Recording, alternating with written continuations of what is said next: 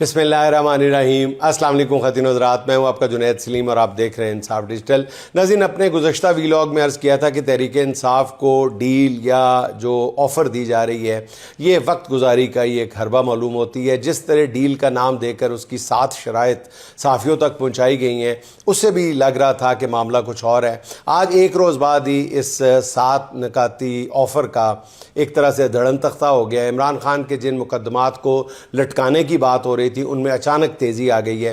इमरान खान के ख़िलाफ़ एक नए मुकदमे में गैर मामूली तेज़ी दिखाई जा रही है। तो साथ ही अलकादर ट्रस्ट केस, जिसे सरफराज डोगर ने गैर मुइना मुद्दत के लिए मुलतवी किया था, उस केस में भी 18 जून की तारीख दे दी गई है। और साथ ही ये भी कहा गया है कि अगर इस तारीख को इमरान खान के वकील अदालत में पेश ना हुए तो कानून के मुताबिक केस की कार्रवाई आगे बढ़ाई जाएगी। यानी एक और मुकदमे में सरकारी वकील खड़े करके इमरान खान को सज़ा देने की तैयारी की जा रही है। ये बताया गया था कि जी PTI को एहतजाज की इजाज़त होगी और सुहेल अफरीदी भी इस्लामाबाद आ सकते हैं, मगर आज महंगाई के ख़िलाफ़ एहतजाज से पहले ही तहरीक इंसाफ के साबिक रुकन आज़ाद कश्मीर असम्बली और लाहौर के जनरल सेक्रेटरी ग़ुलाम मोहिउद्दीन दीवान को पंजाब पुलिस के एहलकार और सादा कपड़ों में मलबूस अफराद जो हैं वो गिरफ़्तार करके साथ ले गए। बहुत बेईमाना तरीके से, ज़ालमाना तरीके से पुलिस चादर और चार दीवारी का तकद्दुस पामाल करते हुए भारी नफरी के हमरा घर में दरवाजे तोड़कर दाखिल हुई।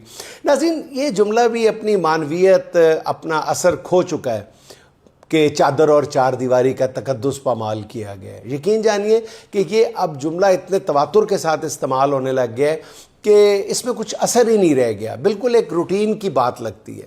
ज़रा महसूस कीजिए, हम में से हर शख्स को ये महसूस करना चाहिए कि अगर वो अपने घर में इसी तरह सोया हुआ हो और अचानक पुलिस उसका दरवाज़ा तोड़ के, उसके सारे दरवाजे तोड़ के, ख़वातीन की अस्मत का ख्याल ना करके, चादर और चार दीवारी का तकद्दुस पामाल करके उसके घर में दाखिल हो और उसको गिरफ़्तार करके ले जाए, मुक्के मारते हुए, थप्पड़ मारते हुए, उसकी तौहीन करके उसके जवान बच्चों के सामने, तो मेरा ख़्याल है कि ये कम अज़ कम फिर ही उसको किसी, हम में से हर शख्स को पता चल सकता है कि चादर और चार दीवारी का तकद्दुस जो है वो कैसे पामाल होता है। अच्छा, अब इस केस में अहले खाना के मुताबिक ख़वातीन और बच्चों पर बंदूकें तान कर खौफ व हरास फैलाया गया। पुलिस जाते हुए घर से तमाम कैमरे, DVR, कीमती सामान और मोबाइल फ़ोन भी ले गई। यानी तहरीक इंसाफ के लिए नाज़रीन कोई सियासी स्पेस या कानून के अंदर रहकर पुरअमन एहतजाज की राह भी नहीं छोड़ी जा रही। हकीकत यही है कि PTI को जो भी हासिल करना है, कहने वाले अब कह रहे हैं कि मजबूत धड़ा होता जा रहा है, जो ये कहते हैं कि जनाब हमें एहतजाज की राह पर ही जाना है और जो हासिल करना है वो अपने ज़ोर बाजू पे हासिल करना है। और यही गिरोह जो है ये ज़ोर पकड़ता हुआ नज़र आ रहा है, जो ये कहता है कि मज़ाहमत के रास्ते से ही मफाहमत की मंजिल आएगी। अच्छा नाज़रीन, रजीम चेंज के बाद और मौजूदा निज़ाम की बुनियाद रखते ही शायद ये फ़ैसला कर लिया गया था कि सिस्टम में किसी को भी सुपरमैन की हैसियत जो है वो किस किस को दी जानी है। बज़ाहिर वो सुपरमैन नहीं होंगे जिनको सुपरमैन शो किया जा रहा है, या एक ऐसी चाबी बनानी है जिससे हर ताला खुल जाएगा, या एक ऐसा सियासी जंगल बसाना है जिसमें ताकत तो कुछ और लोगों के पास होगी मगर उनमें टार्जन कोई और नज़र आता होगा। मोहसिन नकवी साहब भी मौजूदा सियासी निज़ाम में टार्जन या सुपरमैन की हैसियत रखते हैं। दाखिला से लेकर खारजा तक हर वजारत उनकी दस्तरस में है। कोई आइनी तरमीम कराना हो तो मोहसिन नकवी साहब वज़ीर कानून के इख्तियारात भी अपने हाथ में ले लेते हैं।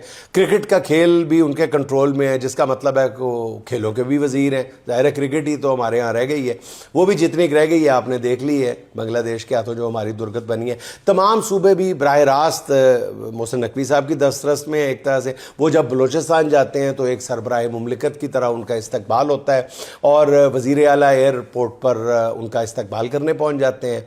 पंजाब चूँकि मोहसिन नकवी का अपना सूबा है, वो उनकी दस्तरस से कैसे बाहर हो सकता है। सूबे की ब्यूरोक्रेसी के तमाम आला अफसरान, इंतज़ामी ओहदेदार और पुलिस अफसर ज़्यादातर वही हैं जिन्हें मोहसिन नकवी ने बतौर वज़ीर आला पंजाब तैनात किया था। इसलिए कहा यह जाता है कि पंजाब की अफसरशाही और पुलिस अब भी किसी और से ज़्यादा मोहसिन नकवी की जानिब देखती है। मोहसिन नकवी ने जब तक चाहा डॉक्टर उस्मान अनवर पंजाब के IG रहे। पूरी नून लीग ने वज़ीर आज़म समेत पूरा जोर लगा लिया कि डॉक्टर उस्मान अनवर का तबादला कराया जा सके, नहीं करा सके। उन्होंने IG का ओहदा उस वक्त छोड़ा जब मोहसिन नकवी को उनकी FIA में ज़रूरत थी। جب سے اب دیکھیں آپ کے ایران امریکہ مذاکرات کا معاملہ شروع ہوا ہے، محسن نقوی نے اچانک سے وزیر خارجہ کا پورٹ فولیو بھی سنبھال لیا ہے۔ میں یہ نہیں کہہ رہا کہ وہ جو کام کر رہے ہیں وہ بہت اچھا ہے، اور شاید وہ اس کام کے لیے چنے گئے ہوں، شاید وہ اس کام کو بہتر انداز میں سر انجام دینے کی صلاحیت رکھتے ہوں، لیکن یہ کام کس کا ہے یہ سوچنے کی ضرور محسوس کی جا رہی ہے۔ محسن نقوی نے ناظرین 24 سے 48 گھنٹے کے دوران 2 بار ایران کا دورہ کیا ہے۔ انہوں نے فیلڈ مارشل کے پیغام کے ساتھ ایرانی قیادت کو مستقل جنگ بندی کے لیے امریکی تجاویز پہنچائی ہیں۔ معاملہ چونکہ بہت ہی نازک ہے، اس لیے نائب وزیر اعظم اور وزیر خارجہ اسحاق ڈار کو پورے عمل سے مکھن سے بال کی طرح باہر نکال دیا گیا ہے۔ محسن نقوی کبھی ایران کے وزیر خارجہ سے ملاقات کر رہے ہیں تو کبھی ایرانی صدر سے مل رہے ہیں۔ وزیر خارجہ اسحاق ڈار ٹی وی پر آرام سے بیٹھ کے اپنے ڈرائنگ روم میں یہ مناظر دیکھ رہے ہیں، اور اسحاق ڈار کے علاوہ اگر کوئی اور پاکستان کا وزیر خارجہ ہوتا تو شاید اس میں اتنی عزت نفس ضرور ہوتی کہ وہ اس ناقدری بلکہ تذلیل پر شاید وزارت چھوڑتے اور گھر چلے جاتے، مگر جناب اسحاق ڈار صاحب وسیع تر قومی مفاد میں، یہ ان کی اچھی بات ہے کہ وہ ان میں قوت برداشت اللہ تعالیٰ نے بہت زیادہ دی ہے کہ وہ وسیع تر قومی مفاد میں وزیر خارجہ کی اداکاری برقرار رکھے ہوئے ہیں، اور اصل کام محسن نقوی صاحب پر ڈالا ہوا ہے۔ عالمی امور کے ماہرین کا کہنا یہ ہے کہ امریکہ اور ایران کے درمیان 90% سے زیادہ معاملات طے پا چکے ہیں۔ اس وقت حتمی معاہدے کا ڈرافٹ تیار کیا جا رہا ہے۔ پوری دنیا دیکھ رہی ہے کہ پاکستان ثالثی کا کردار ادا کر رہا ہے اور خوب کر رہا ہے۔ اس تاریخی موقع پر پاکستان کے وزیر خارجہ اسحاق ڈار صاحب عملی طور پر عضو معطل بنے ہوئے ہیں، اور محسن نقوی صاحب جو بھی کر رہے ہیں اس پر بحث ہو سکتی ہے۔ کچھ لوگوں کو وہ جس طرح ان کی اوقات دکھاتے ہیں اس پر کم از کم میرا خیال ہے کہ محسن نقوی صاحب خراج تحسین کے مستحق ہیں۔ اچھا ناظرین، شیر افضل مروت کا قصہ بھی بالآخر پاک ہوا۔ اپنی حماقتوں سے سیاسی کیریئر تو انہوں نے پہلے ہی داؤ پر لگا لیا تھا، مگر اب انہوں نے جو حرکت کی ہے اس کا نتیجہ سیاسی طور پر مکمل تباہی کے سوا ان کے لیے کچھ نہیں ہے۔ شیر افضل مروت نے آئینی عدالت میں پٹیشن دائر کی ہے کہ عمران خان جو سزا یافتہ اور نااہل قرار پا چکے ہیں، ان کی ہدایت پر سہیل آفریدی کو وزیر اعلیٰ نامزد کیا گیا تھا، اس لیے ان کی بطور وزیر اعلیٰ تقرری کو کالعدم قرار دیا جائے اور علی امین گنڈا پور کو بطور وزیر اعلیٰ بحال کر دیا جائے۔ اس پٹیشن کے قانونی پہلوؤں پر جائے بغیر عقلی بنیادوں پر بلکہ سمپل کامن سینس کے تحت ہی اس بات کا جائزہ لیا جائے تو یہ حماقت کے سوا کچھ نہیں لگتا۔ پٹیشن کے اندر ذکر کیا گیا ہے کہ جی عمران خان چونکہ سزا یافتہ ہے لہٰذا ان کی ڈائریکشن پر علی امین نے دباؤ میں آ کر استعفیٰ دیا، پھر سہیل آفریدی کو نامزد کیا، پھر سہیل آفریدی کا انتخاب ایم پی ایز نے، دیکھا جائے ہوا تو یہی ہے نا ناظرین کہ سہیل آفریدی کو نامزد کیا گیا، پھر سہیل آفریدی کا انتخاب جو عمران خان نے نہیں کیا، ایم پی ایز نے کیا۔ پہلی بات تو یہ کہ علی امین گنڈا پور کو بھی عمران خان نے نامزد کیا تھا، جب نامزد کیا تھا اس وقت بھی وہ سزا یافتہ اور جیل میں تھے۔ اگر سہیل آفریدی کی عمران خان کی طرف سے نامزدگی غیر آئینی تھی تو علی امین گنڈا پور کو کیسے آئینی قرار دیا جا سکتا ہے؟ دوسری بات، علی امین ہو یا سہیل آفریدی، ان کا انتخاب جو ہے وہ بہرحال ایم پی ایس کے ووٹ سے ہوا ہے۔ عمران خان نے تو کسی کو ووٹ نہیں نہ دیا۔ اگر عمران خان کی جانب سے کسی کی نامزدگی کو جواز بنا کر نااہلی مانگی جاتی ہے تو پھر تو خود شیر افضل خان مروت بھی عمران خان نہیں نامزد ہوئے تھے، عمران خان کے ہاتھوں ایم این اے نامزد ہوئے تھے، بلکہ اس وقت تو اسمبلیوں میں موجود جو ہے پی ٹی آئی کا ہر رکن شیر افضل کی دلیل کے مطابق نااہل قرار دے دیا جانا چاہیے۔ پھر سب سے عام بات یہ ہے کہ عمران خان نے جو نامزدگیاں کیں وہ پارٹی قائد کے طور پہ کیں، آئینی طور پر ان کے پاس اس وقت پارٹی کا کوئی عہدہ نہیں ہے۔ ارکان اسمبلی کو جاری ہونے والے ٹکٹس پر بھی بیرسٹر گوہر کے بطور پارٹی چیئرمین دستخط ہیں، اور اس سے بھی بڑھ کر بات یہ ہے کہ الیکشن کمیشن نے تو تحریک انصاف کی رجسٹریشن ہی معطل کر رکی ہے، پھر اس پر پارٹی والے قوانین کیسے لاگو ہو سکتے ہیں، کیسے نافذ ہو سکتے ہیں؟ شیر افضل مروت جس عمران خان کو آج نااہل قرار دے رہے اسی کے نام پر انہیں ووٹ ملے تھے اور وہ قومی اسمبلی کے رکن کی حیثیت سے مراعات لے رہے ہیں، ورنہ پچھلے الیکشن میں جب وہ آزاد حیثیت میں لڑے تھے تو ان کی ضمانت ضبط ہو گئی تھی، ان کے گھر والوں نے ان کو ووٹ نہیں دیا تھا۔ یہ پٹیشن کر کے شیر افضل مروت نے یہ بتایا کہ قانون کی ڈگری رکھنے کے باوجود نہ انہیں قانون کا علم ہے اور نہ ہی وہ عقل کا استعمال کرنا جانتے ہیں۔ شیر افضل مروت کی یہ حرکت اتنی بھونڈی، سطحی اور خلاف عقل ہے کہ اس پٹیشن کے بظاہر بینیفیشری علی امین گنڈا پور نے بھی اس سے اعلان لا تعلقی کر دیا، جن کا کہنا یہ ہے کہ میں نے اپنے لیڈر عمران خان کے حکم کے مطابق بلا کسی تاخیر کے اپنی وزارت اعلیٰ کے استعفے کی ہدایت پر عمل درآمد کر کے اپنا فرض پورا کیا تھا۔ اب بھی وہ کسی طرح کے کیس یا عدالتی کارروائی کے ساتھ کوئی تعلق نہیں رکھتے اور نہ ان کا کوئی اس میں عمل دخل ہے۔ اسے کہتے ہیں 100 جتیاں بھی گھانا تھے 100 گنڈے بھی۔ बहरहाल इलेक्शन से पहले नाज़रीन कस्में खा रहे थे कि इस बार आवाम ने इक़्तिदार दिया तो 300 यूनिट तक बिजली फ्री मिलेगी। बिजली फ्री क्या देनी थी, इनके दौर में 10-10 यूनिट इस्तेमाल करने का बिल हज़ारों में आ रहा है। इन्होंने बिजली के बिलों में दी जाने वाली चंद 100 रुपए की सब्सिडी भी ख़त्म कर दी है। सोशल मीडिया पे एक सारिफ का बिल शेयर किया जा रहा है।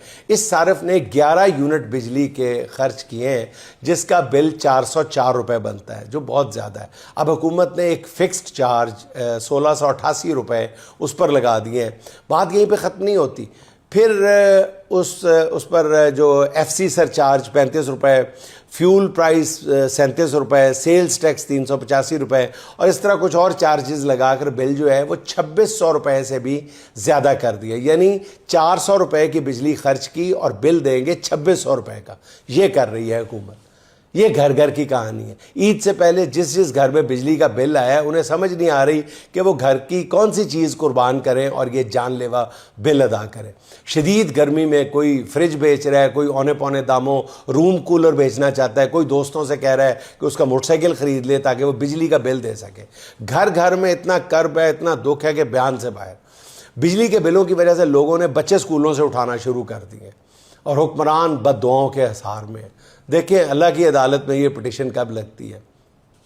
अच्छा नाज़रीन इकराम, अब वो मौजू जिस पर मैं बात नहीं करना चाहता और मैं करूँगा भी नहीं, सोशल और इलेक्ट्रॉनिक मीडिया पे इन दिनों अदाकारा मोमना इकबाल और नून लीगी एमपीए साकिब चदड़ के चर्चे हैं। दोनों एक दूसरे के साथ कई साल से अफेयर में थे और इन बरसों के दौरान कुर्बतें बढ़ी, अहदो पैमान हुए, महंगे ताइफ दिए गए, कबूल किए जाते रहे। फिर वही हुआ जो इस तरह के मामलात में होता है, यानी एक दूसरे से किसी एक का दिल भर गया या कोई और वजह हुई और मामला मीडिया के साथ मुकदमेबाजी तक पहुंच गया मीडिया के थ्रू। इस मामले पर बड़ी तफसील से बात हो चुकी है, मैं इसके किसी पहलू पर भी बात नहीं करना चाहता, मगर मैं इस केस से जुड़े हुए एक और पहलू पर बात ज़रूर करना चाहूँगा जिसने हमारे पूरे माशरती ढांचे के पूरे माशरती और समाजी ढांचे के तारपों को बखेर के रख दिया है। इस तरह के मामलात में किसी एक को कसूरवार मेरा ख्याल इतनी आसानी से करार नहीं दिया जा सकता। ये दो तरफा बुराई है। दोनों फरीक अपनी अपनी मर्जी से इस दलदल में उतरने का फैसला करते हैं। जब पूरी तरह धंसने लगते हैं तो फिर एक दूसरे पर इल्ज़ामात शुरू हो जाते हैं। हमारी सोसाइटी के दो तबके इस बुराई में एक तरफ से पूरी तरह मुलव्वस हैं। एक वो जिनके पास बेपनाह इख्तियार है, चाहे वो सरकारी नौकरी का हो, ताकत का हो, ओहदे का हो, किसी भी चीज़ का हो, सियासत का हो, और दूसरे वो जिनके पास दौलत के अंबार है, जिनके पास इख्तियार है, कोई सरकारी ओहदा है। वो ये तासुर देता है उस खातून को कि वो इस मुल्क में जितने भी फैसले हो रहे हैं, ईरान अमेरिका के भी जो फैसले हो रहे हैं, वो उसकी रजामंदी के बगैर नहीं हो रहे। और ख़वातीन ज़ाहिर है कि इस जाल में जल्दी फंस जाती हैं कि इतना ताकतवर, इतना बाअसर, और फिर दौलत की चकाचौंध भी ख़वातीन को अंधा कर देती है। कई एक नामवर बहुत बड़े बड़े हाजिर सर्विस भी और रिटायर्ड भी और जवान भी ब्यूरोक्रेट्स मैंने देखे हैं, कई बाइख्तियार अफसर ओहदे के जाहो जलाल में ऐसे हत्थे से उखड़ते हैं कि अपने मर्तबे का, अपनी इज़्ज़त और वक़ार का कोई लिहाज और ख्याल किए बग़ैर हर खातून को चेज़ करना शुरू कर देते हैं जो उनको सोशल मीडिया पे नज़र आती है। फिर फ़ोन करके उसे खाने की दावत दी जाती है। कोई लड़की इनकार कर दे तो फिर उनकी अना को ठेस पहुंचती है, उसको नताइज से आगाह किया जाता है, ख़तरनाक नताइज से ख़बरदार किया जाता है। ऐसे अफसरों ने दूसरों को छोड़े अपने महकमे के अंदर ही ऐसा उद्यम मचा रखा है कि शरीफ ज़ादियों के लिए इज़्ज़त के साथ नौकरी करना भी मुश्किल बना दिया।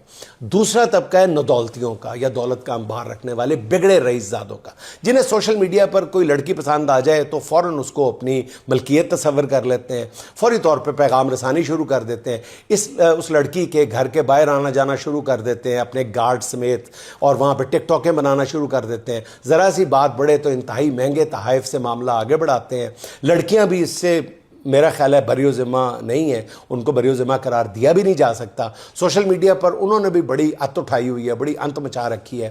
اپنے جسم اور اعضاء کی نمائش ان کے لیے ایک مارکیٹنگ ٹرینڈ بن چکا ہے۔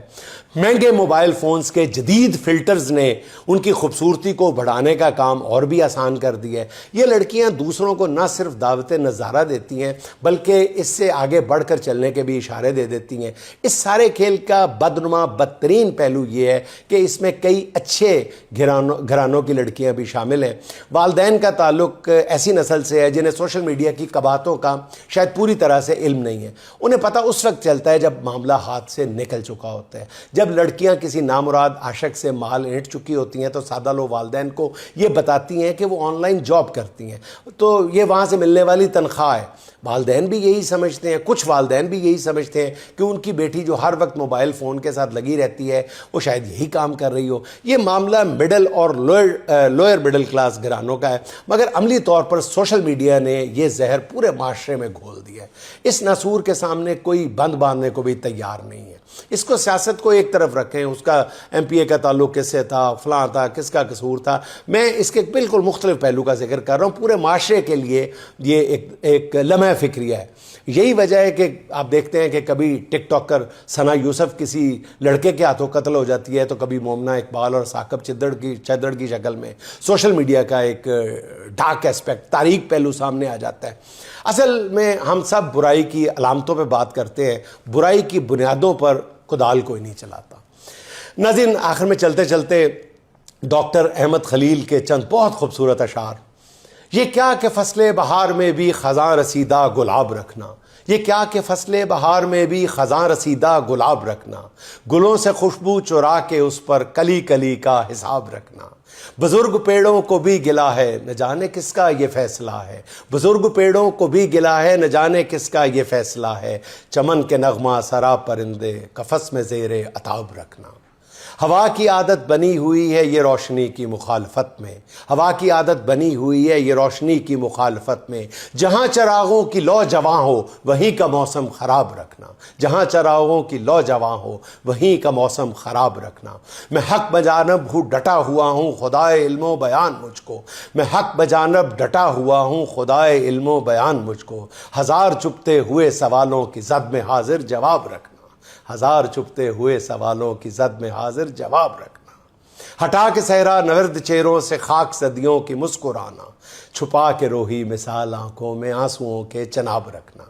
یہ کیا سیاست ہے کیا حکومت، یہ کیا معیشت ہے کیا اذیت، یہ کیا سیاست ہے کیا حکومت، یہ کیا معیشت ہے کیا اذیت، نہ جن کے پیروں تلے زمیں ہو انہی سروں پہ عذاب رکھنا۔ ہمارا حاصل کلام یہ ہے ہمارے کرنے کا کام یہ ہے، ہمارا حاصل کلام یہ ہے ہمارے کرنے کا کام یہ ہے، حزین دلوں میں امنگ بھرنا اداس آنکھوں میں خواب رکھنا، حزین دلوں میں امنگ بھرنا اداس آنکھوں میں خواب رکھنا۔